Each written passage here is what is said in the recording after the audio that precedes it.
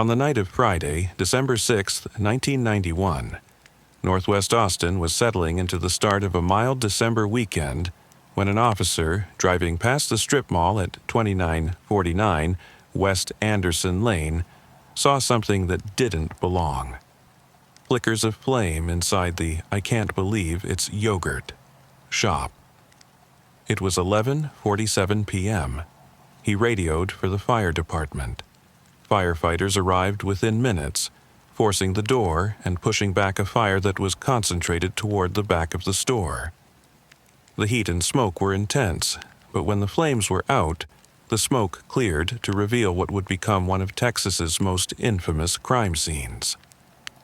In the back storage area lay the bodies of 4 teenage girls: 17-year-old Jennifer Harbison, her co-worker and friend, 17-year-old Eliza Thomas, Jennifer's 15-year-old sister Sarah, and Sarah's 13-year-old friend Amy Ayers. The 2 older girls had been working the closing shift. Sarah and Amy had stopped by near closing to get a ride home. Sometime in the short window after 11 p.m., they had all been forced to the back, bound, and shot. The building had then been set on fire. The scene was brutal. All 4 victims had their hands bound behind their backs and were gagged. Their clothing had been cut or removed to varying degrees. At least one of the girls was confirmed to have been sexually assaulted. Jennifer, Eliza, and Sarah were found stacked on top of one another. Amy, the youngest, lay nearby. She had been shot twice, once in the head and once in the torso, indicating she may still have been alive after the first shot. 2 different firearms had been used, a .22 caliber weapon and a .380 caliber weapon. The fire was determined to be arson. Investigators quickly noted an accelerant had been used, with the burn area concentrated near the victims, clearly meant to destroy evidence. The cash drawer was open and money was missing, pointing toward robbery as either a motive or a staged distraction. The shop's back door was unlocked. Jennifer's car was found outside with the keys still in it, a chilling reminder that whatever happened began very near closing time. Early canvassing brought in key witness accounts. Several people recalled seeing 2 unidentified young men inside the yogurt shop before closing. Others noticed the shop's odd quietness for that hour. The narrow timeline between when Sarah and Amy arrived around closing and when the fire was spotted just before midnight suggested the killers moved fast. From the first hours, Austin homicide detectives worked the case with intensity, interviewing hundreds of people. But the fire, along with water from firefighting efforts and the number of personnel moving through the scene, made forensics difficult. Leads came and went. Weeks passed with no arrests. The case that seemed as if it should break quickly instead settled into a long, painful stall.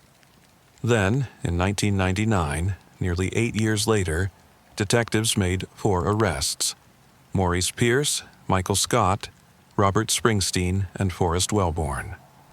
All had been teenagers at the time of the murders. Police said Pierce had been caught in 1991 carrying a .22 caliber handgun and that he'd implicated his friends. Over days of interrogation, Springsteen and Scott gave lengthy, detailed statements placing themselves at the scene. Pierce and Wellborn denied involvement. Prosecutors moved forward with Springsteen and Scott. In 2001, a jury convicted Robert Springsteen of capital murder and sentenced him to death. In 2002, Michael Scott was convicted and sentenced to life in prison. The other 2 men were not tried, but the convictions would not hold.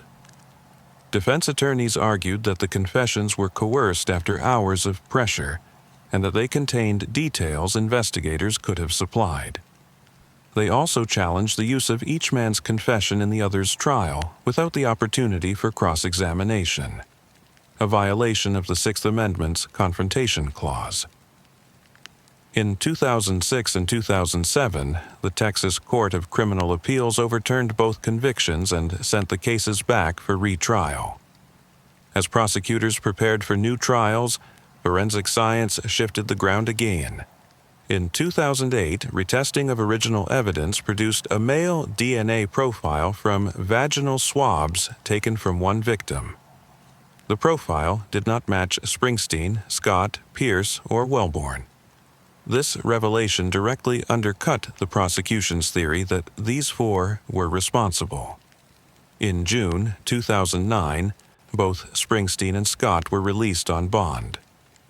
By October, the Travis County District Attorney dropped all charges without prejudice, citing the need to first identify the unknown male whose DNA was at the scene.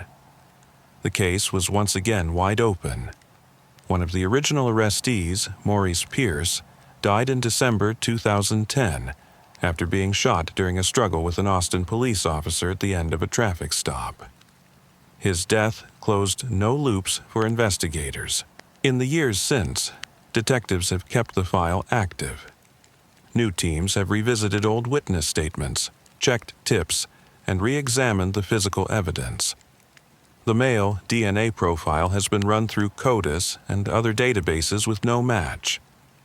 In the late 2000s, 10s, and early 2020s, Austin police and outside labs turned to advanced methods like YSTR analysis and forensic genetic genealogy, the same approaches that have broken other decades-old cases. Investigators have said publicly they believe identifying the source of that DNA is key to solving the murders.